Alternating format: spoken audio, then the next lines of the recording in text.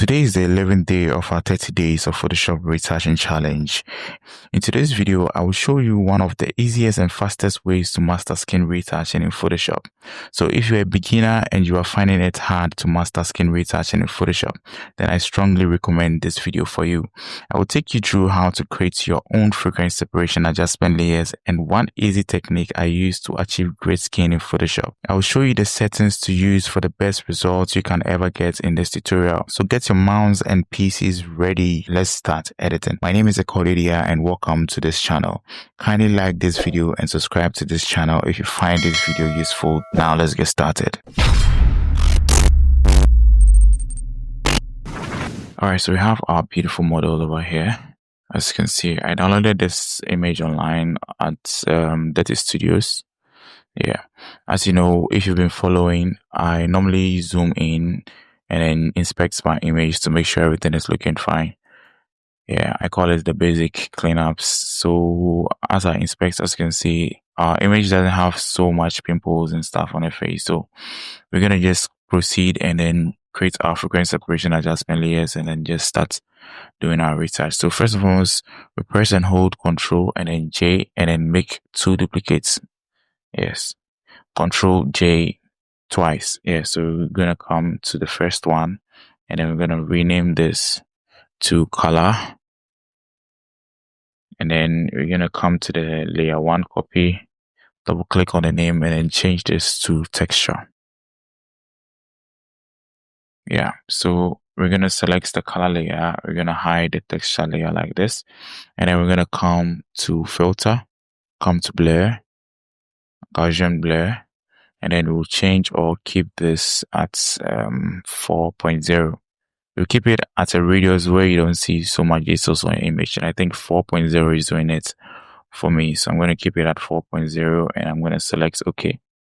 Then I'm going to select the texture layer. Now I'm going to make it visible, and then I'm going to come to image, applied image, and then I'm going to change this to color like this. I'm going to keep it as RGB. I'm going to change the blend mode to subtract, and then I'm going to keep or change the scale to 2, the offset at 128, and then I'm going to select OK like this. As you can see, our image is looking kind of gray. It is gray actually. So what I'm going to do is I'm going to come to the blend modes over here and then change this to linear light like this. Then as you can see, our image is back to how it was before. So let me just zoom in. Yeah. Alright, so you're going to select texture layer, hold Control, and then select the color layer and then put this in a group by pressing Control G. Then you're going to change the name of this to FS, that's frequency separation. I'm going to select OK or enter. So we have this now. Alright, so we're going to open the FS group that we created over here, select the color layer, and then if you find this these steps a little bit confusing, I have this action made for you already in my digital store, so you can just go, the links are in the description box below, and then just check it out and then download and then use it for your project. All right, so now we're going to come to color. I'm going to zoom into my image like that with the color layer selected, and then the tool that I mostly use for quick retouching is the Lasso tool. So I'm going to select the Lasso tool like this. Then I'm going to just circle like this. And then I'm going to come to filter. I'm going to come to blur, Gaussian blur. And I'm just going to increase the blur radius like this until I see that my image is looking soft and smooth. Then I'm going to select OK like this. So as you saw, we set our radius to 4.3. So whatever you do over here is going to be 4.3. All right, so we're just going to go ahead and then repeat the same process over and over again until the image is looking smooth to your liking. So this time around, instead of going back here to create your blur radius over here like this, we already have set it already. So we're going to select OK like this. Whenever you make your selection, you right click like this and then you select the Gaussian blur over here. Yeah, so you're going to repeat this until your image is looking more blurrer. When I say blurrer, it's looking smoother. Yeah. So this is one of the techniques that I use whenever I want to do fast retouching. So make sure the color layer is selected. Now you're going to continue like that. Right click, Gaussian blur. Right click, Gaussian blur. If you think the Gaussian blur is not too much or is not enough for you, you're just going to come back to blur like this. Gaussian blur, and then you're just gonna adjust the blur radius like this. But mind you, the settings that you do over here is gonna affect the next selection that you're gonna make. All right, so you're gonna keep it at 9.4. I'm gonna select OK, and I'm gonna proceed and do this to the rest of her face. I'm gonna come to her chin. Yeah. If you're doing it and you're not seeing much already, you can just right click, do it again, right click, and then do it again. It's gonna reapply the effects over there at where you selected again. So you're just gonna continue, right click, Gaussian blur. I'm gonna come here, right click, circle, right click, Gaussian blur. Gonna come here, right click, and then Gaussian blur. This is one of the fastest ways I retouch my images when I'm in a hurry or something. That's what I mostly do. Right click, Gaussian blur.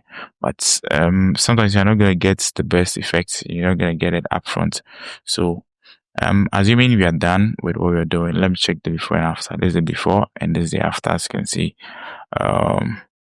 maybe you can't see too much, but then this is it. So when I finish, I just use I come back to my mixer brush tool, and then with the settings over here, you can see here at custom, and make sure this is selected. This is unselected, is deselected, and then wet at 40%, load at 16%, and then mix at 31%, flow at 48%, and then this at 10%.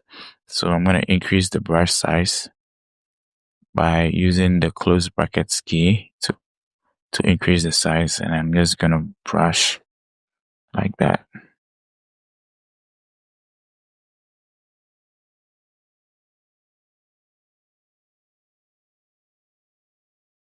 So I'm just using the mixer brush tool to do this now. Let's go ahead, brush to add more blur to our image, to add more smoothness to it.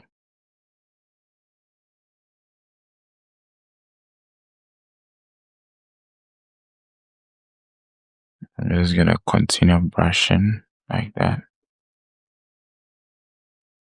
Whenever you want to activate the hand tool, you just press and hold the space bar, and then you're gonna drag your image to wherever you want it to be. Yeah. I'm just gonna keep brushing to make things smoother. I'm not used to retouching light skin models, but I think I'm loving it now. So I think I'll be doing more light skin retouching as well, just to play around and then see how that one also works.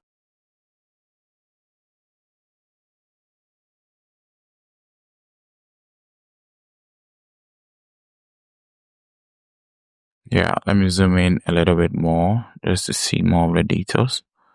I'm going to come to her lips and just going to brush, smoothing it a little bit more.